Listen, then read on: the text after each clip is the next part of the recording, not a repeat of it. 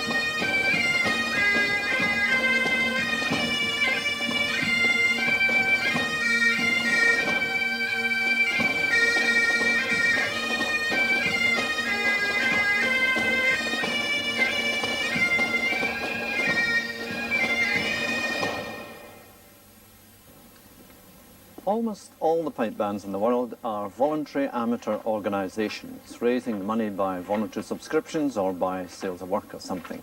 But in spite of that, they achieve a very high standard of professionalism in many cases. And this is usually due to the efforts of one dedicated individual. And in the case of Dysart and Dundonald, it's Pipe Major Bob Shepherd. Hello, Bob. Seamus. That's a marvellous sound you got in the band. As always, I was very impressed with the tone of the chanters and the drones all set and everything. But the thing that I was just thinking about is how do you get them all to play so well together in a varying tempo? That is a difficult thing and takes a terrible lot of practice. Yes. And most of them, I'm afraid, has got to be on the practice chanter. Yes. Would you like to show me how you do this? Well, I do have them set up just for a 5-minute quick practice before we get the bagpipes. Right? Would you like to Sure would. Witness this one?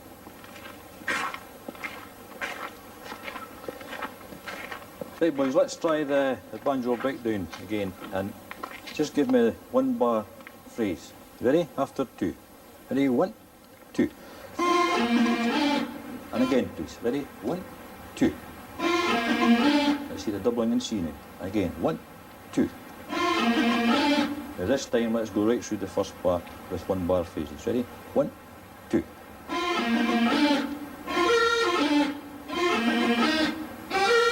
Now, again, let's try 2 bars now. Ready? After 2. 1, 2. We just bring the shorter C. 1, 2. And again, 1, 2. Let's say the whole part now. After 2, 1, 2.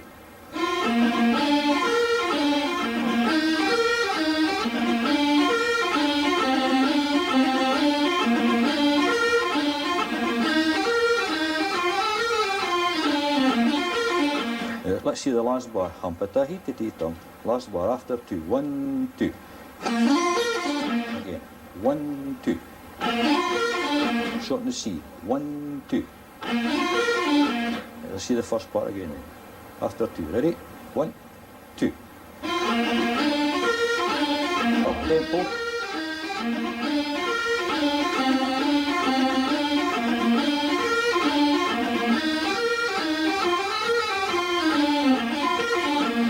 Now this time let's try the first part when we change the rhythm to the hornpipe. Ready? Again, just give me the first bar at a time. After 2, 1, 2. Again, 1, 2. And again, let's see the first doubling in low A. 1, 2. 2 bars. 1, 2. Now let's see the whole part. After 2, 1, 2.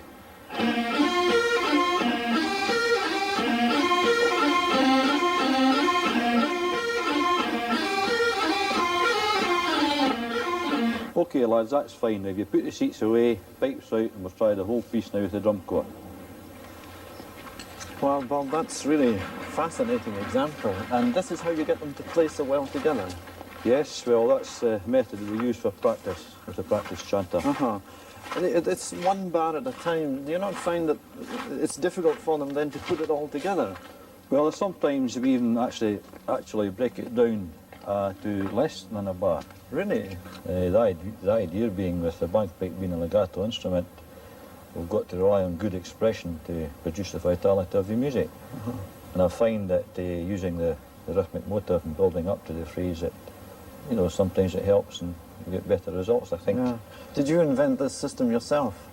Well, I haven't seen anyone else using it, so I don't know if we could claim it as an invention or not.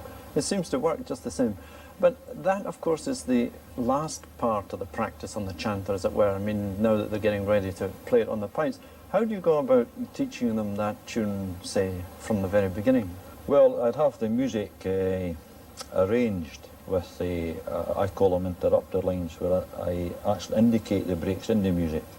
So they would actually learn the piece right from the beginning in small bits. Do you mean breaks in phrases, or just breaks in what you're going to practice? The phrase. Breaks within the phrase, yes.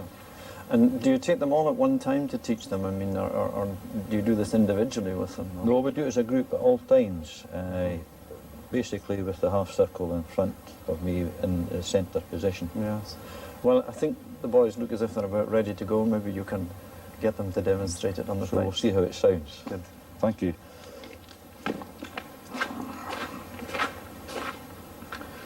Okay then lads, ready? After 2. Ready? 1, 2.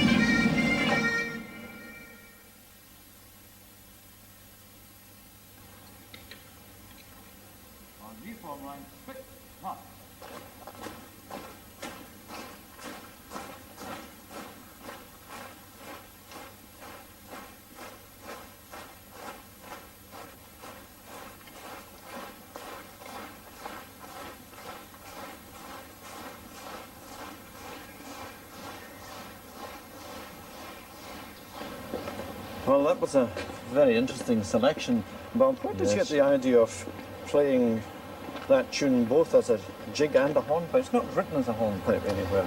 No, but way back a few years ago, taking certification with the Pipe Band Association, I was taught that rhythm, melody and harmony being the three main constituents of music. Yes, So for the 1980 World Pipe Band Championships, I decided then that I'd try and exploit rhythm, melody and harmony because that was their special year. That was a Yes. jubilee year. Was that the year you won it? No, I'm afraid that they became sixth. Sixth? Yeah, And I it was wasn't one of judging the purer it. years. That wasn't the time I judged it when you No, were sixth. That's quite good. Yeah. Let's go back to basics, perhaps. You know, this combination of pipes and drums, it's quite a modern thing. I mean, a pipe band is only 100 years old or something, isn't it? Yes, that's correct.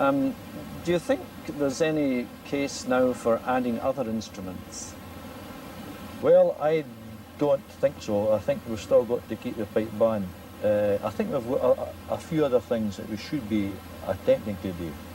For Such as what? example, you noticed that I used an open half circle. Yes. Well, in competition, of course, the rule states that you've got to play in a circle, and I think that's a bit outdated now.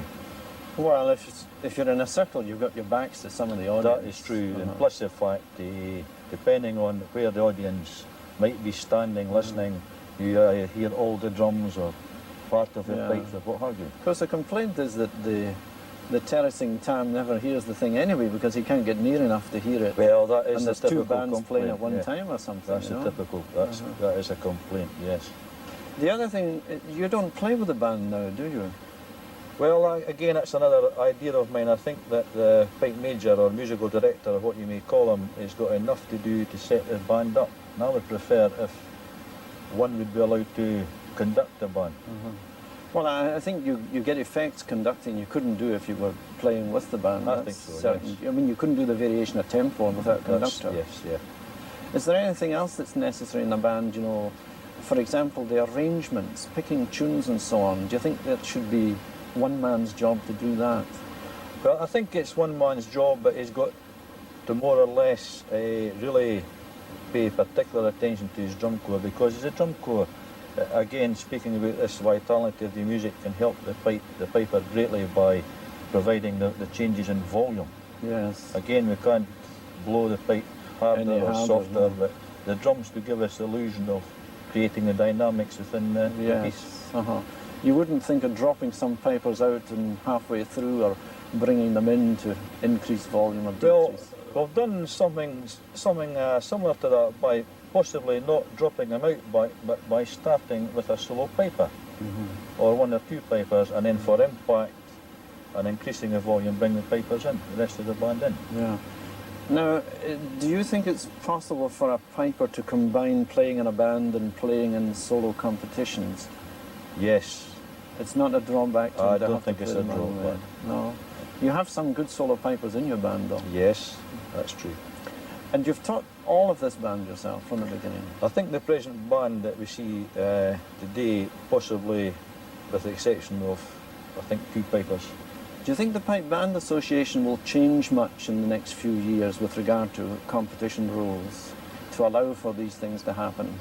Well, I've got to say I hope so, because I want them to change.